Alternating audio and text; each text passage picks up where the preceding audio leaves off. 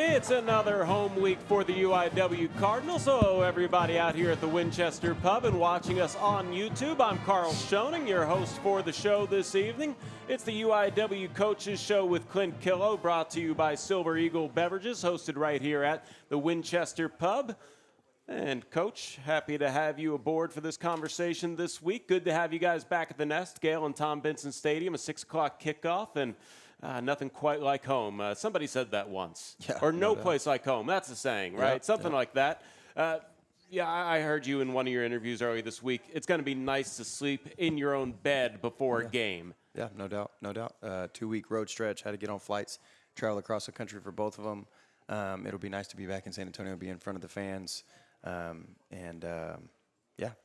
This is our first chance getting to talk to you, as these happen every week before home matches. So we didn't get to really recap the Northern Colorado game. Solid win to get off the right foot at the start of the season, 28-7 victory, and they just had one real breakdown play. Otherwise, you guys had a shutout victory. But then going into your road stretch, what a gauntlet of a task. Two top 10 teams. I know it wasn't the result that you guys were necessarily looking for, but if we could just start right there at the defending champs, South Dakota State. They obviously were having their home opener as well. Could you just talk about the atmosphere up there and what it was like playing them? Yeah, it was a heck of an environment. They gave them their national championship rings before the game, so it was a sold-out crowd, about 20,000. And the week prior in the opener, I thought we played well. I thought we had some operational issues, some first game jitter stuff, just simple things, throwing and catching the football, getting lined up correctly, things like that. And we really challenged them going into that South Dakota week, knowing what kind of environment it was going to be and the magnitude of the game. And I thought that they responded really, really well. But I think the experience, which, I've said this a couple times too. We didn't play the last 2 weeks. We didn't play two top 10 teams for the experience or to go up there and gain any respect. We went up there to win a football game, and at the end of the day, we didn't do that, and we're 1-2 now. But in terms of the South Dakota State game, when you play a team like that hasn't lost an FCS game since 2021, and they won back-to-back national championships, it comes down to about 3 or 5 plays. If it's a competitive game, it's going to come to about 3 or 5 plays. On whether or not they go your way or not. Did you execute? Did you do your job on those 3 to 5 plays? And that's kind of what it came down to. There was a couple of third downs that our defense had some miscommunications on the back end that ended up in explosive plays. One of them to the tight end early on that ended up being a touchdown. And then we didn't convert 2 fourth downs that we should have converted. Obviously, I gave the refs an earful about the spot and everything like that. But it is what it is, And we move on and we learn from it. I was very proud of the physicality and the way that we responded to the environment, kind of having our headsets on. I told the guys, put your headsets on and just listen to the music and the song that you want to listen to and move at your pace, execute and play your game. And I thought they did it at a really high level. Missouri Valley football is kind of known for being smash-mouth football, so you got obviously a chance to go up against some of these teams that you hope you run into when there's much higher stakes down the line. So what can you take away from that South Dakota State game? Because obviously no better barometer test than the defending champs. Yeah, it was written in the football Bible long before I was around. You got to run the football and you got to stop the run.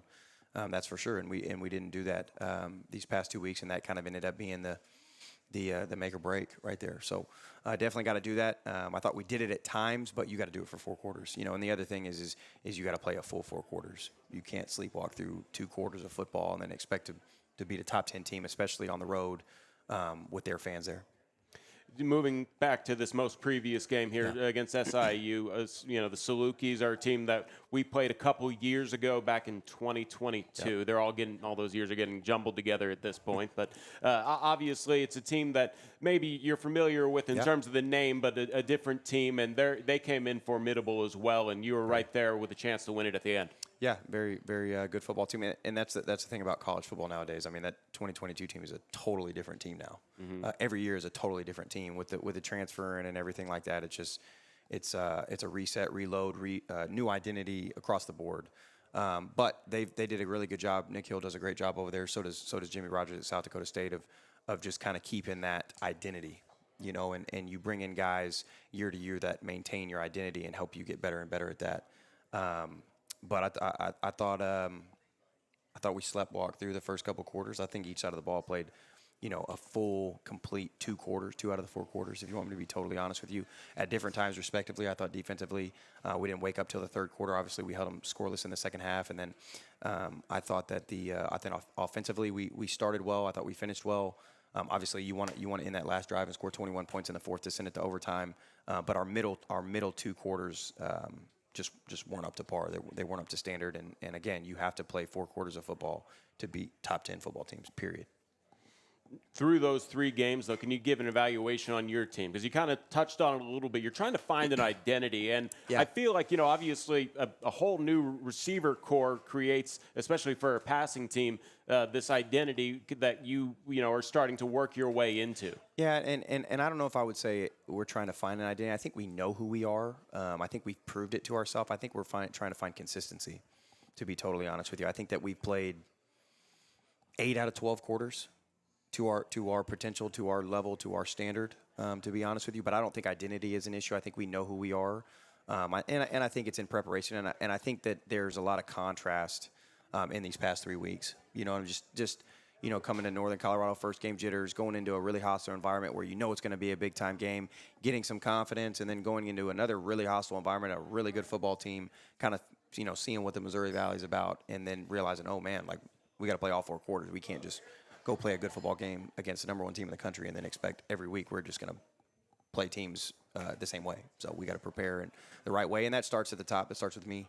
It starts on how we prepare Tuesday, Wednesdays, how we prepare mentally on Thursdays, and what we do on Fridays. You do touch about it, though. Through these 3 games, it has been good positive signs, even though against good teams. And one of those positive signs is the national respect that I think UIW has gotten. You're still in the top 25 despite those 2 losses to top 10 teams. And that might not have been something that would have happened the last few years. So can you maybe touch on, and I know rankings are probably the last thing on your mind, but could you just kind of touch on maybe the national respect that this program's really received over the last few years? Yeah, I mean, I don't pay too much attention to the rankings. You can probably imagine why.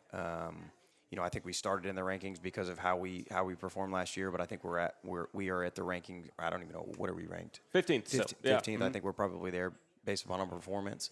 But they really just don't mean anything to us, to be totally honest with you, from our experience. But I definitely think that our brand of football has gained respect.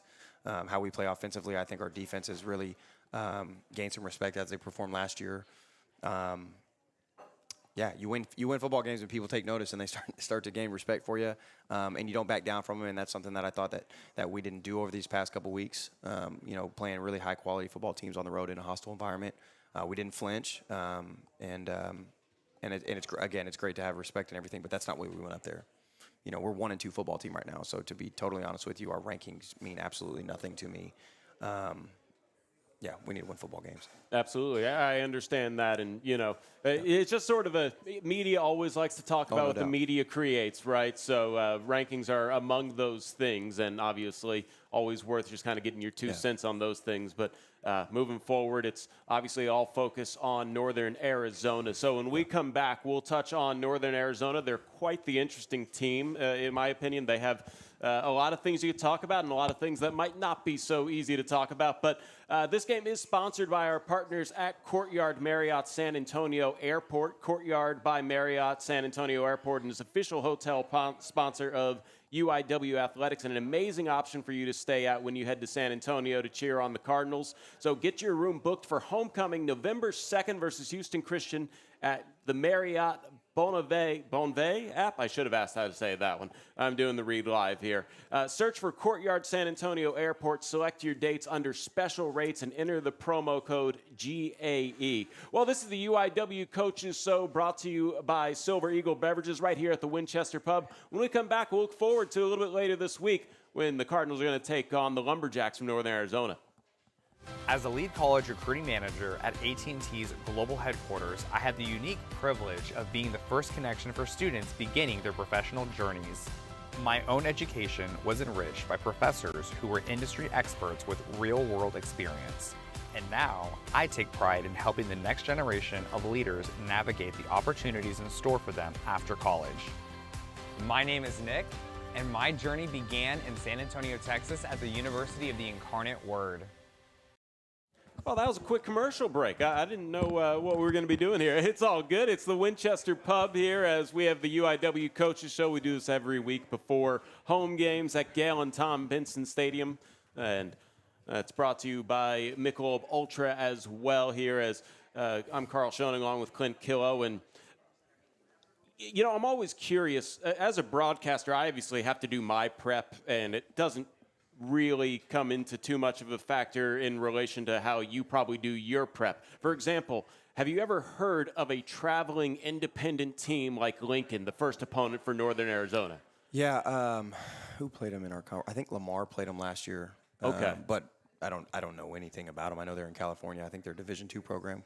They're not affiliated with any program. They're gotcha. not NCAA. They're not Gotcha. NAIA. They don't have a home. They just play road games. Wow. Nonstop. It's the weirdest. They gotta love football if they do that. Yeah, exactly. You can't even find their roster on their website. Wow. So it's a very interesting concept. They've only been around since 2021. However, the game was still on ESPN, and you know, I gathered what I could from it, and obviously that. I imagine you guys probably watched every snap. Yeah. And that is an opportunity on one side of things to see the entire football team, because otherwise you probably wouldn't have as much of a chance to see. They worked in 3 quarterbacks, several players. Their stats are a little skewed because of that. I'm not even sure. 66-3 something final score. But then they go up and they go toe-to-toe against number 20 Arizona as Northern Arizona visits the Wildcats, and that obviously opens some eyes, especially in what is Arizona Big 12 now? Big 12? They're not Pac anymore. Yeah, they're that obviously opened up some eyes for Arizona, and it probably gave them a good amount of confidence going into Utah Tech. So they played Utah Tech pretty well for the first quarter, and then they blew them out after that. So, you look at this team, they're under first-year coach Brian Wright, not the Spurs GM Brian Wright. He comes from Division II Pittsburgh State, which, in case you're curious, Pittsburgh State is in Pittsburgh, Kansas, not Pennsylvania. And he also brings his quarterback Ty Pennington with him. So his success last year going 11-2 at Pittsburgh State carries over as Ty Pennington's helped him get off to a good start here as a 2-1 football club. So this is a long way of going around it. How do you evaluate a team like that that's played such an odd schedule through 3 weeks? Yeah, I think they're a really good football team. I think it's impressive how they've traveled the last couple weeks. You talk about them going to Arizona. You talk about them going to Utah Tech. I think they traveled really well. They played with a lot of energy, a lot of passion, which is impressive, especially under a first-year head coach. I think they're really, really well coached. I think Coach Wright does a tremendous job. Obviously you said he's coming from Pitt State. Their defensive coordinator is a guy, Adam Clark, who's coming from San Angelo State. And he does a tremendous job as well. They create some schematical issues that have to be addressed. And their guys are, again, they're playing within their scheme with a lot of energy, a lot of passion. And when you combine really good scheme with energy and passion, they create some problems. So they're a really good football team. They're going to come down here looking for a win, and they're going to play hard. They don't seem to really have a preference of pass or run game. I think they're averaging a little over 6 yards a game on the carries and 8 yards in the air. And again, maybe a little skewed because of their competition that first week. And then, we talk about their improvement. They lost last year to Utah Tech. They come out and win a blowout. So how does that maybe change your preparation going from such a smash mouth team the last couple of weeks to having a more balanced offense to prepare for? Yeah, I don't think it really changes how we prepare. Obviously, there's some systematic things or some schematic things that we will change or address, or maybe we attack them in a different way. But I heard Josh Heupel in an interview earlier in this week, and I thought he put it really well in terms of just our opponents have to be nameless, they have to be faceless, and we have to stay true to our identity and do the things that we want to do. Make the game play to our strengths, and that's what we're going to do. Now, again, every team is different, and you got to plan schematically differently. But we're going to do what we do, and we're going to come at these guys. Obviously, when you're dealing with you saw a running quarterback last week, you're going to see another one with Ty Pennington. Yeah. Has that been something that, especially in this kind of spread offense era, something that you see more common that you're a little more used to scheming for? Or is every week maybe the quarterback personnel change how you maybe send blitz packages or anything along those lines? Yeah, I think that a lot of his yardage is off of getting through his progressions. He does a tremendous job. Obviously, he was with Coach Wright at Pitt State, and I think he operates their system at a really high level. He gets through his progressions 1 to 2 to 3, and then if not, he'll stick his feet in the ground, and then he'll pick up what he can. So he stays on schedule, and he does a really good job at that. And he does have a couple of zone read type deals where he'll pick up some yards and stuff too. A little bit different runner than DJ Williams was last week. But again, he can hurt you with his legs, and I think he operates their system at a really high level. Obviously, he's been in it. I think this is his 3rd year in it. So there's some comfortability there and some poise that comes with it. So he's going to play good. I just want to touch on one thing with your team. Obviously, Zach Calzada getting a lot of the accolades. He is such a physical quarterback. Yeah. I don't know if I've seen too many more physical quarterbacks. If I'm not even mistaken, he blocked for one of his running backs this season. So, I think it was South Dakota State. Yeah, exactly. Yeah, I believe it was South Dakota State. They all start to blend together. I call a lot of games, and I remember just fragments of everything that I watch and prep. But obviously, I just kind of want to touch on Zach Calzada and how he's played through the first 3 games. Yeah, I thought he's played really well. You're exactly right. He's kind of added a physical dynamic to our run game. He's a big dude. He's about 6'3", 6'4", 230 pounds. So he gives us a little bit of a dynamic there. But I've been really proud of his leadership ability, his poise, how he carries himself throughout the week, how he prepares. And he's kind of a, watch me work, watch me prepare, watch me execute type of leader. He doesn't have to say a whole lot. Guys just see him perform, see his talent kind of come into fruition throughout our preparation, and I've been really proud of the way he carries himself throughout the week, and it shows on Saturdays when he plays well. I thought that he's made really good off-script decisions as well. I think he's improved tremendously from last year in that realm. But he's been tremendous. Zach's a heck of a football player. His leadership abilities have really grown since he's been at UIW, and I'm excited to see him on Saturday. Oh, yeah, he's certainly a fun player to watch, and obviously I think everybody out there Saturday, if they don't already know, they're going to find out because he's certainly an entertaining and energetic quarterback to watch out there. Well, one more segment, one quick final commercial break, and then we'll come back. Maybe just some lighthearted questions. We'll see how it goes. All right. Well, this is the UIW Coaches Show brought to you by Sliver Eagle Beverages, and we're at the Winchester Pub. We'll be right back on YouTube. As a lead college recruiting manager at AT&T's global headquarters, I had the unique privilege of being the first connection for students beginning their professional journeys. My own education was enriched by professors who were industry experts with real-world experience. And now, I take pride in helping the next generation of leaders navigate the opportunities in store for them after college. My name is Nick, and my journey began in San Antonio, Texas at the University of the Incarnate Word.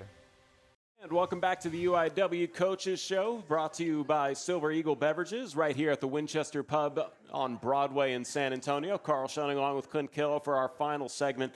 And just a little bit more casual, during the season, obviously, football's probably a 90-hour-a-week job, underestimating maybe right there. But It's a good line to set it at. Obviously, you have a lot of connections around everywhere to maybe add a couple more hours to that week. Are there any teams that you keep up with for, just out of relationships or your personal fan interests? Yeah, I'll get on. We have PFF, Pro Football Focus, which is an incredible tool.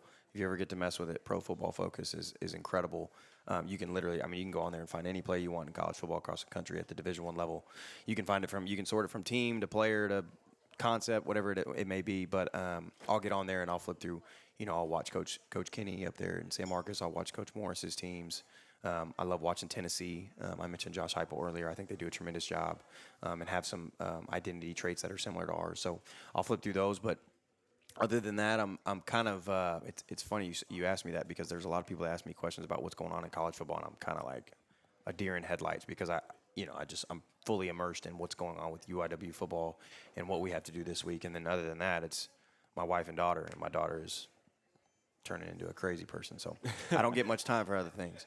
Yeah, I always laugh at the coaches poll because you'll ask any coach and they'll say, we're just focusing on ourselves. And you obviously don't have the time to watch what Alabama versus LSU versus Kentucky did and et cetera, as it goes down the line. So that was just curious. No NFL team that you just have to see every week if you can?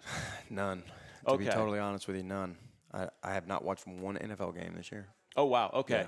Yeah. So you don't know what happened on Monday night with the Eagles game?